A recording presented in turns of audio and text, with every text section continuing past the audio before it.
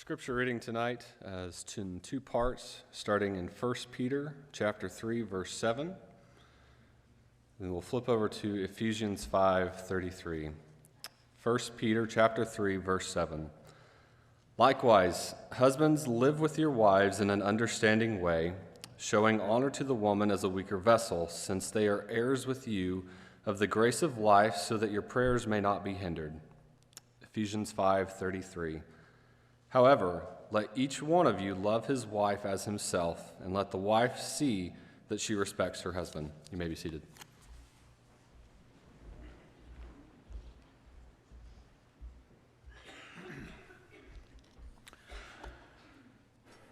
I'm so glad that we've decided to do this series of lessons about building a love that lasts. I know that there's a great need to be ministering to the marriages in every congregation and in this congregation. We started out a couple weeks ago with our first lesson. Dale presented the importance of starting with friendship. I'm not sure you could exaggerate how important it is to build on that foundation. I hope that you married your best friend. I hope that you can say that about your husband. You can say that about your wife. I'm married to my best friend. Start with friendship. We then moved on to striking a balance. And most of you understand when you become parents that role of spouse and parent, there's some conflict there sometimes. And many times when you start to struggle in marriage, it's because you've allowed your competing roles somehow to get out of balance. There has to be a balance. You need to strike that balance. And I appreciate the thoughts that Jeremy shared on that subject. Mel presented a powerful lesson last Sunday night, and I almost hate to compliment him. He said he'd call me if he needed somebody to cry with him. Wasn't that terrible?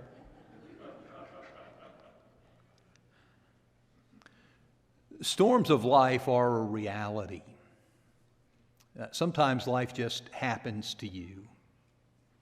Sometimes there are storms because of something you did, and you caused the storm.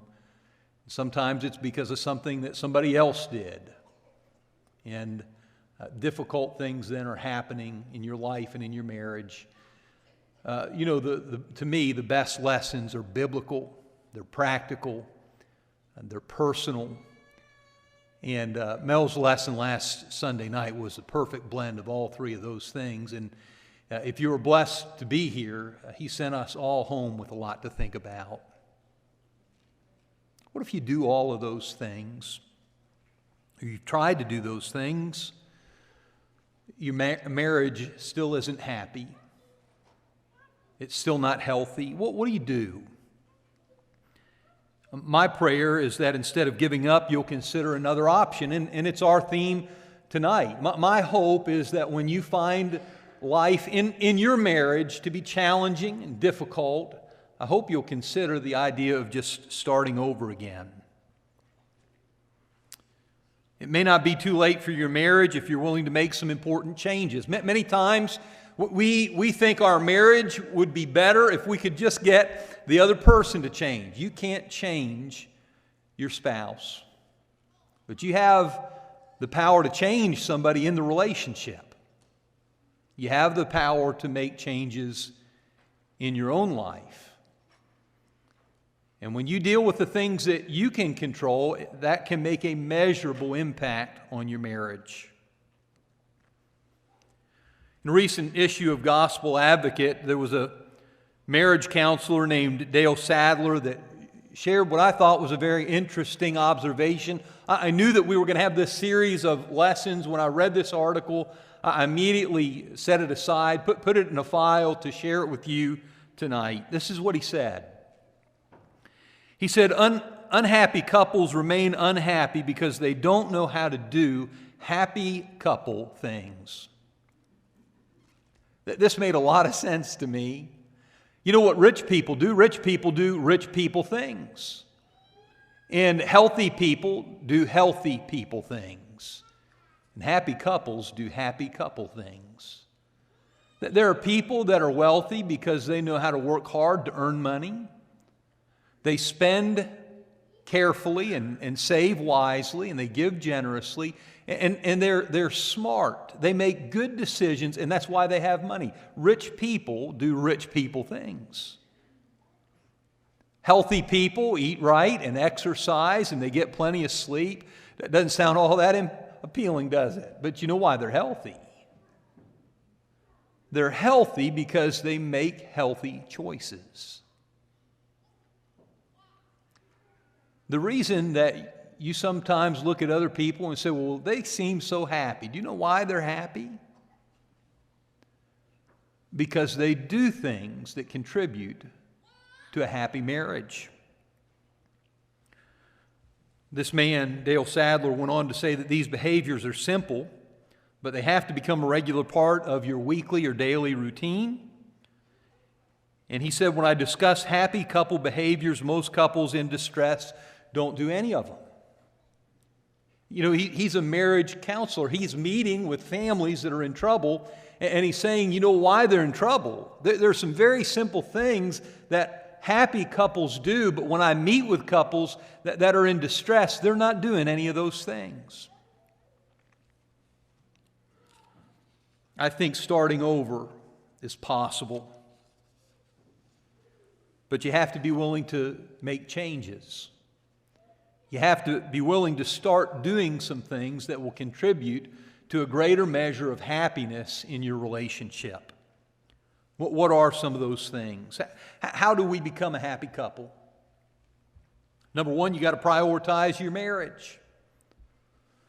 At some point last year, Charles Williams loaned me his copy of the book Tuesdays with Morrie by Mitch Albom. And in that book, Mitch shared the following conversation with his old professor.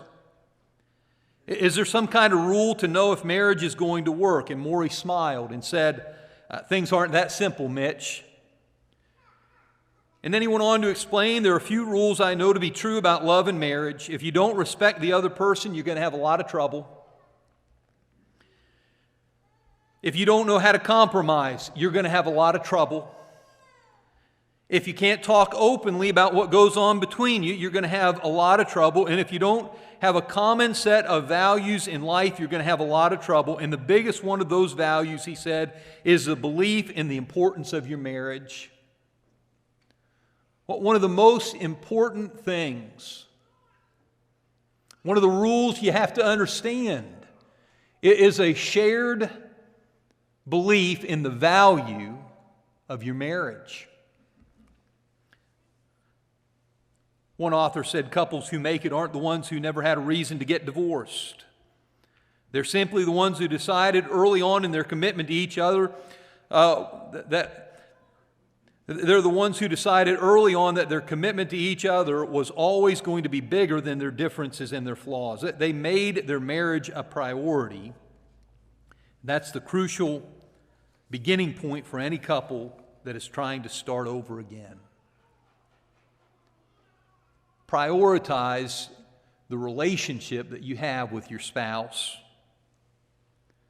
A thriving marriage puts nothing before it. Obviously, I understand Matthew 6:33, and when I do premarital counseling, one of the studies starts with put God first, prioritize your marriage. Obviously, nothing's going to be ahead of our commitment to God, but our commitment to God, if we have a commitment to God, we're going to have a value, and we're going to prioritize our relationship in marriage. What are the things that cannot come before the marriage? Not jobs, not hobbies, not even the kids. And I know there are a lot of people that struggle with that last point. I think Jeremy, again, did a good job of addressing that in his lesson. If you work too much, and if you play too much, and if you spend all your time with the kids, you're always at work, you're always at the golf course, you're always with your friends, you're always with the kids, your marriage is not going to thrive. You have to prioritize your marriage, and really the second point goes with the first. You've got to spend time together. I've been reading a book. It's an old book, but I've probably read 4 or 5 books. I wish I'd have brought them in with me, so if you wanted to look at some of the things I've been reading, you could see the titles and the writers. But Joe Beam is a contributor to a book called Fantastic Families, and in that book he said leftover time isn't enough to produce successful musicians or athletes. Why expect it to be enough to produce a successful marriage? You look at people that perform at the highest level. They're professional performers, they're professional basketball players, singers. It would be hard to imagine how much time they invested to be successful. Why would we think that we can have a great marriage if we're unwilling to invest a lot of time? I made a similar point. A couple years ago, we had a class for men called The Best Husband Ever. And several guys wanted to put the I am at the beginning of the title of that book. I am. Or my wife has the best husband ever. One of the things we talked about in that class, I asked the men to imagine if they invested half of the time and energy into their marriage that they put in to establishing their career.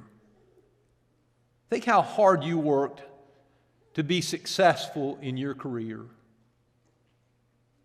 How much time and effort does it require to be successful?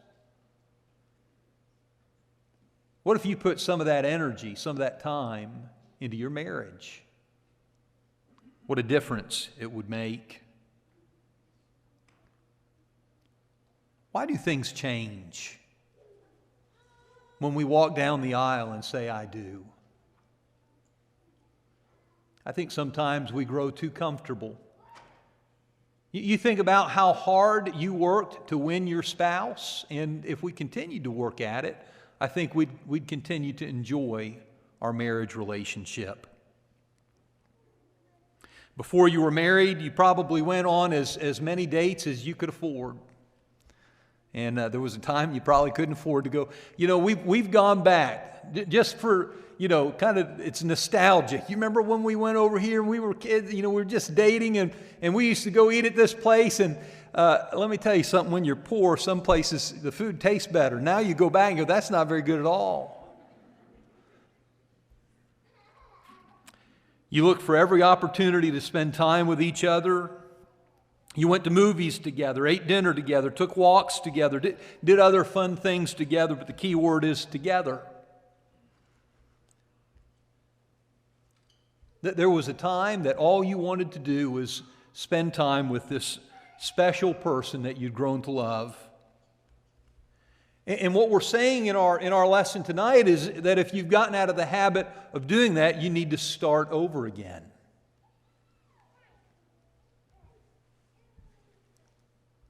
I think that you should go on dates. When you're on a date, it gives your marriage an opportunity to grow. Doesn't have to be expensive. It doesn't have to be elaborate. What you have to do, though, is you have to get away from distractions. You have to get away from the things that prevent you from connecting with one another. Sometimes that's the television. Sometimes that's our children. Sometimes that's the demands of your job.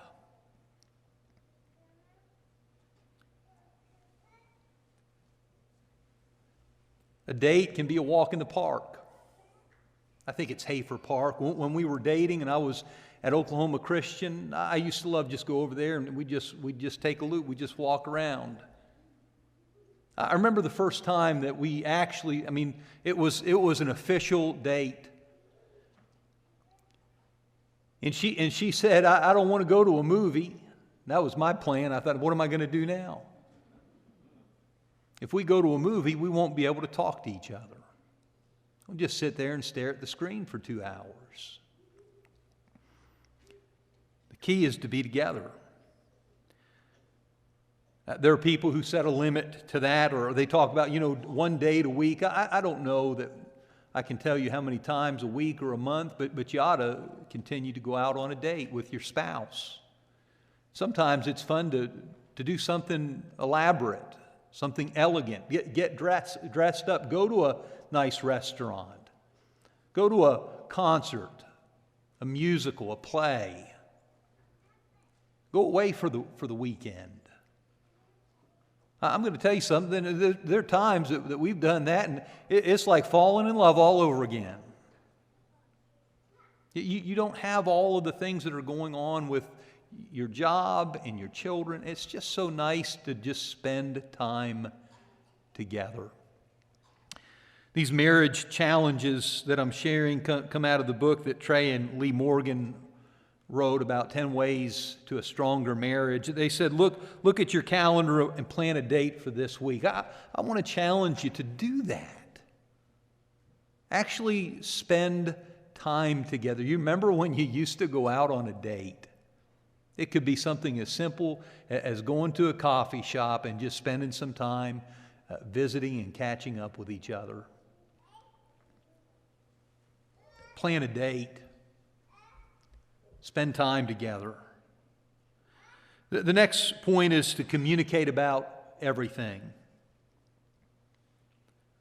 This quote is attributed to Irish poet and playwright Oscar Wilde. He said, ultimately, the bond of all companionship, whether in marriage or friendship, is conversation. Communication's been called the oxygen of the relationship. Without it, the relationship dies. It suffocates. How could you say I have a great relationship with my wife? I haven't talked to her in 3 weeks, Silent treatment doesn't solve anything, by the way. I remember one couple, they said, hey, the Bible says don't let the sun go down on your anger. And he said that to his wife, and the wife said, yeah, well, the sun already went down. I got till tomorrow. She was upset. Talk it out. Spend time talking about everything.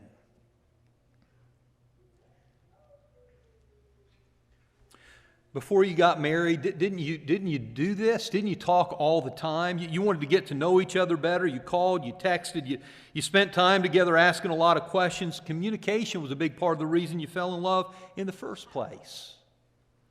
It's what allowed you to get to know each other.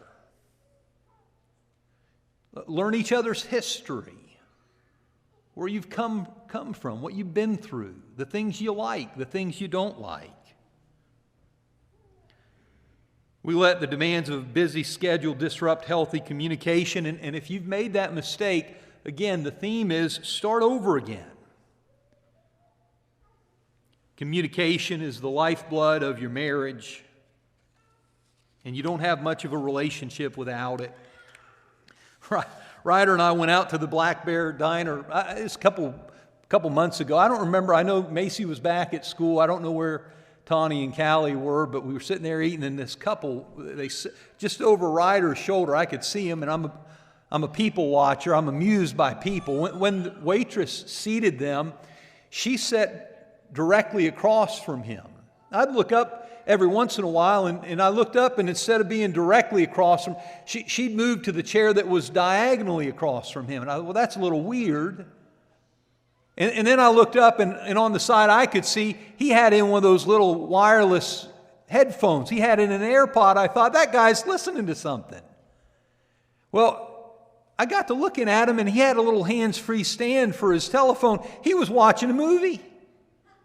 Right there at the restaurant, and I looked up again, she was reading a book, and I thought, now there are two folks that really like to be together. I don't understand how that's possible to go out with your husband or with your wife and just totally ignore each other.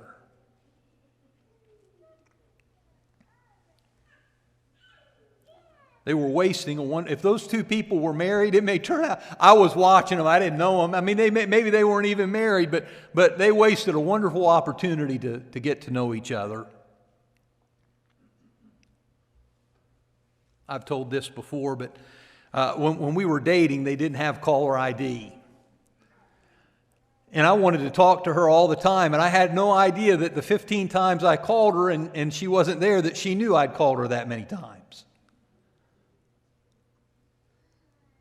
We just wanted to talk all the time. There was one night that I remember we started talking, and we kept on talking until the sun came up the next morning. We talked all night long.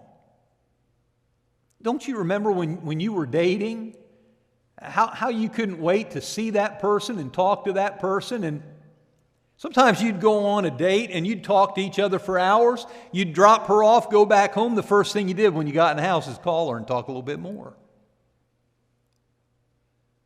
If it was good at the beginning of the relationship, then isn't it still healthy to spend a lot of time talking to each other?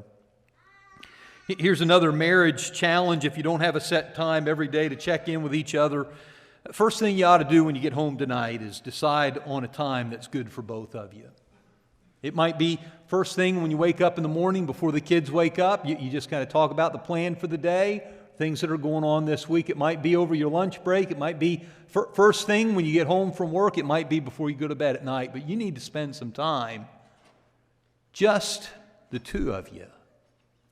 So sometimes what we do is, listen, let's just go back to our room and shut the door. Because there are times that I'm talking to Tawny and I ask her a question and Callie answers it. I mean, she wants to be in on the conversation. And sometimes we go back and close the door and I ask a question and Callie still answers it from the living room. These things are simple, but they're healthy. They make a big difference. Be affectionate. Be respectful. Be encouraging.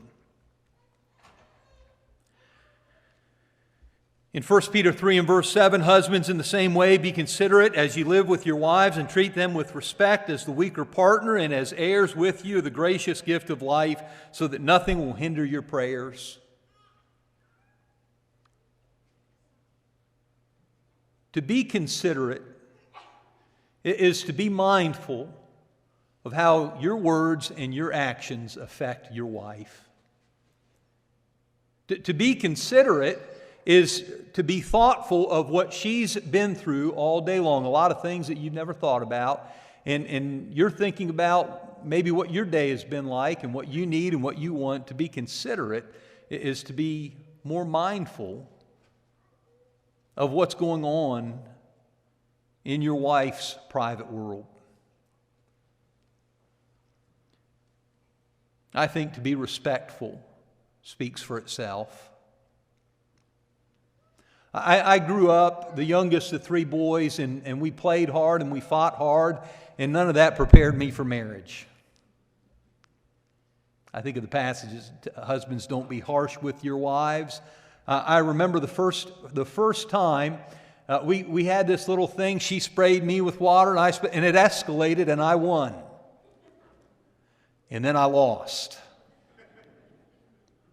It's a different kind of relationship. Be considerate. Be respectful. Don't be harsh.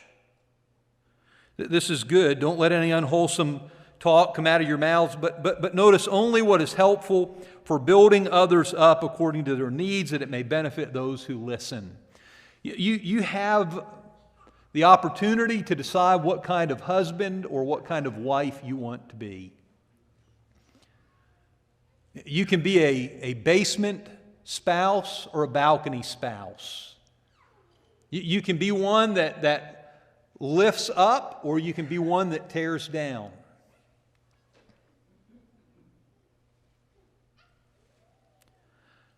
A lot of these reminders of what we used to do when we were dating before we said I do come from Trey and Lee Morgan. I really appreciate the insight. And we're starting over again. So what was it like at the beginning? Do you remember how you used to hold hands everywhere you went? You kissed and you were affectionate. All the teenagers are glad they're away tonight. They didn't need to hear that. When you were dating, you sent thoughtful cards. You wrote sweet notes. You gave each other little gifts. You used to compliment each other all the time. These are the things you did when you were pursuing one another.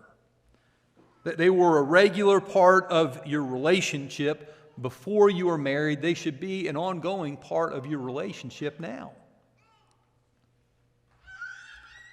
If you've gotten out of the habit of being affectionate and respectful and encouraging, you need to start over again. Use your words to build each other up. Some of the material I use in marriage counseling, there's the idea that compliments are fun to give and receive. It feels good when the person you love more than anybody else in the world compliments you, recognizes and praises you for the efforts that you make. That feels good. And it feels good to be the one that gives those compliments too. It's nothing profound. It can be simple things. You're a great cook. You're an amazing mother. You look great in that dress. I love your smile. You're my best friend. You're my favorite person. I appreciate all the sacrifices you make for our family. Thank you for working so hard. If I had to do it all over again, I'd still pick you.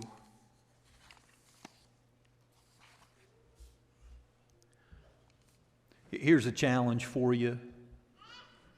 You know, one time there was a couple that was having trouble, and I told him, hey, listen, why don't you just do something spontaneous? You know, don't just do kind things. Why don't you cook dinner and then do all the dishes? And he did all that, and he said, you know, the only reason I did that is because Tim told me to, and I thought, this guy's looking for trouble.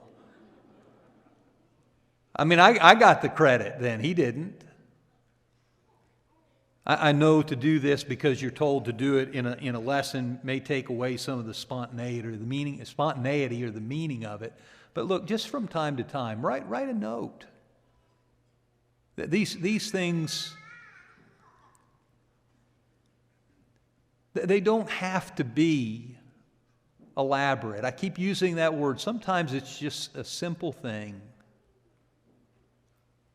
A little note that he gets to work and he, maybe a little computer bag, and he opens it up and there's just a little Post-it note that you put on the outside of his laptop. I love you so much. Can't wait till you get home tonight. Can't wait to go to dinner together. Whatever it is. I know it's been a tough week. Thanks for all your hard work. I've said to Tawny, how thankful I am that she's such a marvelous advocate for our children. It's a simple thing, but it amazes me, and it's something that I really love and admire about her. What do you love and admire about your spouse? You ought to tell them. And as you write the text or send the note, don't include the fact I only did that because Tim preached on it on Sunday night. That won't be very helpful. Resolve conflict. One of the first meetings that I can remember when Tawny and I started working with the congregation in Mount Vernon, one of the deacons organized a marriage retreat. Marriage counselor named Carl Wendt. 24 years ago. But there's one thing I remember that guy said. He talked about 3 couples. He said one couple never fights. The second couple sometimes fights. And the third couple always fights. And then he asked us, which one do you think is the healthiest couple? And I got it wrong. I thought, well, the healthy couple is the one that they never fight. He said the couples that never fight aren't dealing honestly with conflict in their marriage. They're sweeping differences under the rug. They're ignoring conflict instead of resolving it. He said, the one that always fights isn't healthy either, but they're healthier than the people that just ignore all their problems. The healthiest couple is the one that sometimes fights.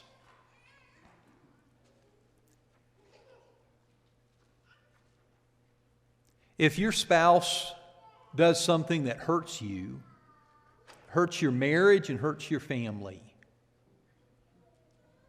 I don't think it's healthy to ignore harmful behavior. We should address it and we should resolve it.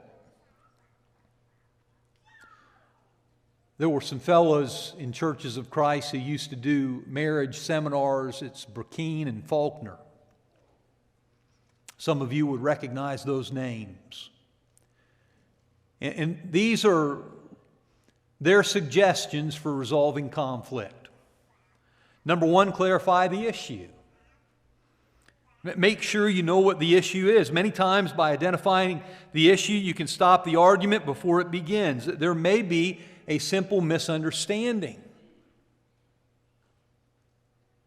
What are we fighting about? And maybe after we clarify the issue, I want to go out, I want to go to dinner and a movie. She doesn't want to go. Why are we fighting? Well, maybe as we talk about it, she had other plans and wanted to just stay in, save money, and just the two of us watch a movie together. What are we fighting about? Let's make sure that it's worth the conflict. And let's make sure that if we're going to have conflict, that we understand some people, fighting is their default setting. It's the only way that they communicate with each other. What is the problem? Identify it, clarify it. Number two, repeat their words. It's a technique described as active listening. One of the best examples I've seen of this over the years is when Gary Looper was an elder here. All our elders are good listeners. I'm not. It's hard when you pull one out like that. But I'll tell you something. We'd be in a meeting and somebody would come in and they would talk about something going on in their lives, and with just a few questions, Gary was able to put his thumb right on the pulse, just by repeating back a few things and clarifying. So what I understand that you're saying, and then saying some of their words back to them. Clarify the issue. Repeat some of their words to make sure that we're on the same page. Choose the right time. Right at the kickoff of the Super Bowl may not be the time to say, honey, can we talk?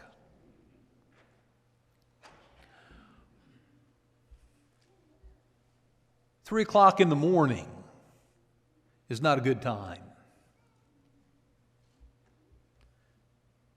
You should put off this kind of discussion until the morning, set a time, and I'll just tell you this idea, never argue when you're tired. I don't know about you, but I think that I handle conflict and I'm a lot more reasonable when I'm well rested. We're going to clarify the issues, we're going to repeat their words, choose the right time, look before you leap. This is a deal of, is this hill worth dying for? I've met with couples over the years I've been here, and they've come to the office and they visit and share, and there are times I've pulled the husband aside and I've said, is this really worth? I mean, why are you fighting about this? It'd be really wise for you to just let her have her way. This is not worth fighting over. Am I doing that right? You did hear me say I pulled the husband aside in those cases. Husbands, love your wives as Christ loved the church and gave himself up for her. You can take the lead as you love after the example of Jesus, and you can make sure you give some things up. Some things aren't worth fighting about.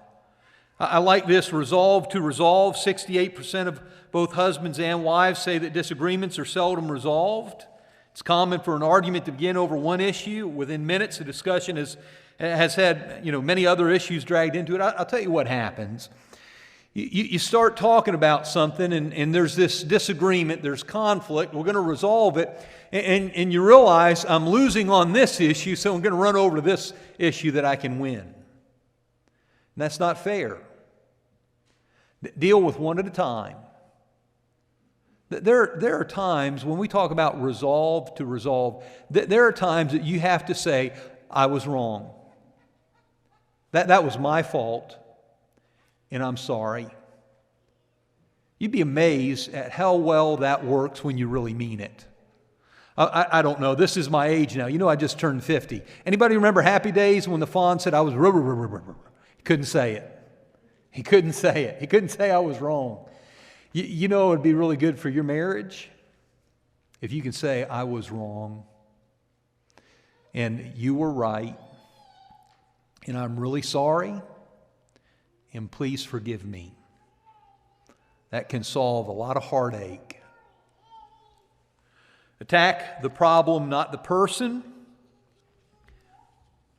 When you're talking to Christians, it's hard to imagine that you'd have to say this, but it's never appropriate to scream at each other, to curse at each other, to call each other names. Tone of voice, not just what you say, but how you say it, has a lot to do with resolving conflict. And so, clarify the issue, repeat their words, choose the right time, look before you leap, resolve to resolve, attack the problem, not the person. I'll tell you two other things if you want to write them down. They said, hold hands and pray before you start. I don't know about you. I've decided that my wife doesn't want me to hold her hands. She needs them to make her point, right? And if we're going to pray, the best time for that, it may not be when I'm in trouble and say, well, honey, let's pray about it. It may be best after we resolve the issue to say, I see where you're coming from. I want to do better. Let's pray about it. I do think prayer should definitely be included in that process.